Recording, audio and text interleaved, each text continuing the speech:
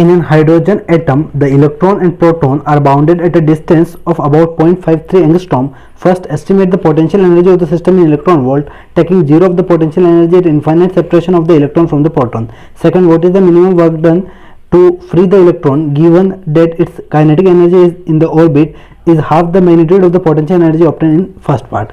Third, what is the answer in first and second above if the zero of the potential energy is taken 1.06 angstrom separation.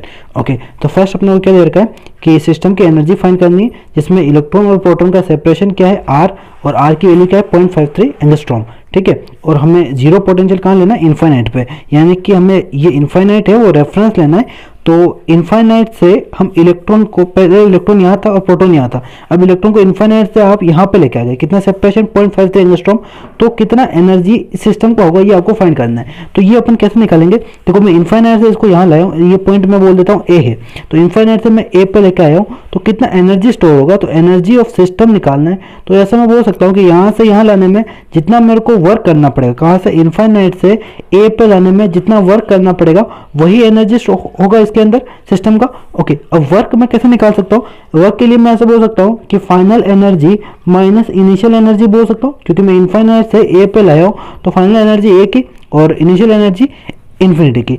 Okay, अब अपने पास formula है कि energy of system is equal to, मैं energy of A point के ऊपर energy निकाले तो दो चार्ज की वजह से एनर्जी क्या होगा, के Q1 Q2 अपॉन आर होगा, ये एनर्जी होगा. और इसके लिए भी के Q1 Q2 अपॉन आर, तो इसको R1 दे देते, इसको R2 दे देते, तो R1 अपने पास है, यहाँ पे वापस एनर्जी लिख लेते हैं. सिस्टम का एनर्जी क्या होगा, के कितना है, एयर के लिए 10 9 × 10⁻⁹, Q1 कितना है, एक इलेक्ट्रॉन एक प्रोटॉन है, 1.6 × 10⁻⁻19 प्रोटॉन, इलेक्ट्रॉन कितना होता है minus 1.6 × 10⁻⁻19, right. Okay, upon R कितना है अपने पास 0.53 एंगस्ट्रॉम, एंगस्ट्रॉम मतलब 10⁻⁻10.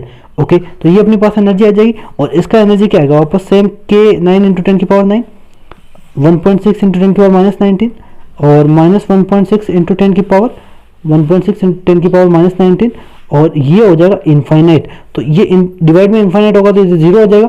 ओके, तो ये अपने पास एनर्जी आ जाएगी कितनी, इसको मैं इलेक्ट्रॉन वोल्ट में कन्वर्ट करने के लिए क्या कर देता हूँ, 1.6 × 10⁻⁻19 से डिवाइड कर देता हूँ, तो आंसर क्या आएगा मेरा इलेक्ट्रॉन वोल्ट में आ जाएगा. ठीक है, तो इसको सोल्व करते हैं तो ये 1.6 कैंसिल आउट. ठीक है, ये 10⁻19 ये इससे कैंसिल हो गया था, ये 10 की पावर ऊपर जाएगा तो ये 19 हो जाएगा, 19 कैंसिल आउट, तो बचेगा क्या 9 × 10 की 1.6 अपॉन 0.53 माइनस 0, और ये इलेक्ट्रॉन वोल्ट में आंसर आएगा. ठीक है, ओके, इसको सोल्व करते हैं तो ये अपने पास आएगा 27.16 इलेक्ट्रॉन वोल्ट, और ये माइनस था यहाँ पे, तो ये माइनस में आंसर आ जाएगा 27.16 इलेक्ट्रॉन वोल्ट एनर्जी होगी, या फिर अप्रोक्स करें तो 27.2 इलेक्ट्रॉन वोल्ट, माइनस में 27.2 electron volt energy of system होगा. ओके, नेक्स्ट, ये तो अपना ए पार्ट क्लियर हो गया. अब बी पार्ट देखते हैं. बी पार्ट में इन्होंने क्या बोला है कि what is the minimum work done required to free electron given that its kinetic energy in the orbit is half the magnitude of potential energy. तो इलेक्ट्रॉन यहाँ पे घूम रहा है, ठीक है, जिसकी एनर्जी कितनी है, पूरे सिस्टम की टोटल एनर्जी कितनी है, माइनस 27.2 इलेक्ट्रॉन वोल्ट है. ठीक है, अब यहाँ पे क्या है कि ये potential energy, right, potential energy ये इलेक्ट्रॉन की दे रखी है. अब इलेक्ट्रॉन की काइनेटिक एनर्जी हमें दे रखा है, काइनेटिक एनर्जी हमेशा पॉजिटिव होती है, तो काइनेटिक एनर्जी क्या होगा, हाफ ऑफ पोटेंशियल एनर्जी, ये अपने को दे रखा है. ठीक है, तो कितना आ जाएगा ये आ जाएगा 13.6 इलेक्ट्रॉन वोल्ट क्या है आपकी काइनेटिक एनर्जी है. तो अगर मैं टोटल एनर्जी की बात करूं तो सिस्टम की टोटल एनर्जी क्या होगी, ये तो पोटेंशियल एनर्जी है, राइट, ये आपकी काइनेटिक एनर्जी है, तो टोटल एनर्जी ऑफ सिस्टम क्या होगा माइनस 27.2, यानी potential energy plus kinetic energy होगा टोटल एनर्जी. तो पोटेंशियल एनर्जी 27.2 और ये है काइनेटिक एनर्जी 13.6, तो टोटल एनर्जी क्या आ जाएगी माइनस 13.6. ये इसके पास टोटल एनर्जी है इलेक्ट्रॉन के पास. अब इलेक्ट्रॉन को आपको बाहर निकालना है, राइट, इलेक्ट्रॉन को बाहर निकालना है, तो इलेक्ट्रॉन को उतनी एनर्जी देनी पड़ेगी क्योंकि इस एनर्जी से ये इलेक्ट्रॉन बाउंडेड है, इस एनर्जी से इलेक्ट्रॉन बाउंडेड है, तो आपको एनर्जी एटलीस्ट इतनी तो देनी पड़ेगी. तो एनर्जी कितनी रिक्वायर्ड होगी, तो आपको एनर्जी रिक्वायर्ड होगी, एनर्जी कितनी रिक्वायर्ड होगी, या फिर अपन बोल सकते हैं वर्क कितना करना पड़ेगा हमें, एटलीस्ट कितनी एनर्जी, work should be greater than या फिर energy should be greater than equal to 13.6 electron volt. इतनी एनर्जी देंगे तो ही ये इलेक्ट्रॉन यहाँ से इस बाउंडेशन से निकल पाएगा, क्योंकि इस बाउंडेशन को जकड़ रखा है इसने -13.6 इलेक्ट्रॉन वोल्ट एनर्जी से, तो यहाँ से इतनी एनर्जी देंगे तो ये इलेक्ट्रॉन यहाँ से निकल जाएगा। ओके, नेक्स्ट देखते हैं सी पार्ट में क्या बोला है, what are the answer of A and B above if the zero potential energy is taken at 1.06 angstrom. Okay, तो अब देखो यहाँ पे हमें इनफाइनाइट सेपरेशन नहीं बोला, इन्होंने क्या बोला कि ये मान लेते हैं बी पॉइंट है जो कि डिस्टेंस है कितना R3 ले लेता हूँ मैं, ये कितना 1.06 एंगस्ट्रॉम। अब इसको आपको रेफरेंस लेके बताना है कि एनर्जी ऑफ सिस्टम कितना है। तो देखो आप इलेक्ट्रॉन को यहाँ से ए के ऊपर, बी से ए के ऊपर ला रहे हो, तो जो वर्क होगा वही आपका एनर्जी होगा सिस्टम का। तो बी से ए लाने में वर्क सेम आपको मेथड अप्लाई करना है, तो बी से ए लेके आए तो सिस्टम का एनर्जी इज इक्वल टू, मैं क्या बोल सकता हूँ, work done from B to A. अब work done from B to A क्या बोल सकता हूँ, energy of A minus energy of B, right. Okay, energy of A अपन ऑलरेडी निकाल चुके कि Q1 Q2 अपॉन R1, और जो अपना आंसर आया था -27.16, कितना था, -27.16 इलेक्ट्रॉन वोल्ट। ओके, बी के ऊपर निकालते हैं, तो बी के ऊपर कैसे निकालेंगे, के Q1 Q2 upon R3, right, ये फॉर्मूला है। और इलेक्ट्रॉन वोल्ट के लिए 1.6 इंटू 10⁻⁻19 कर देंगे। ओके, तो इसको सोल्व करते हैं, एनर्जी ऑफ सिस्टम अपना आएगा -27.16 इलेक्ट्रॉन वोल्ट, और ये इलेक्ट्रॉन वोल्ट के अंदर है, और ये माइनस, और यहाँ पे एक वैल्यू पुट कर देते हैं 9 और 1.6 इंटू 10⁻⁻19, और ये वापस 1.6 इंटू 10⁻⁻19। अब यहाँ पे एक इलेक्ट्रॉन है, तो इलेक्ट्रॉन का माइनस साइन आएगा, तो माइनस माइनस क्या कर, ये माइनस और ये माइनस प्लस हो जाएगा।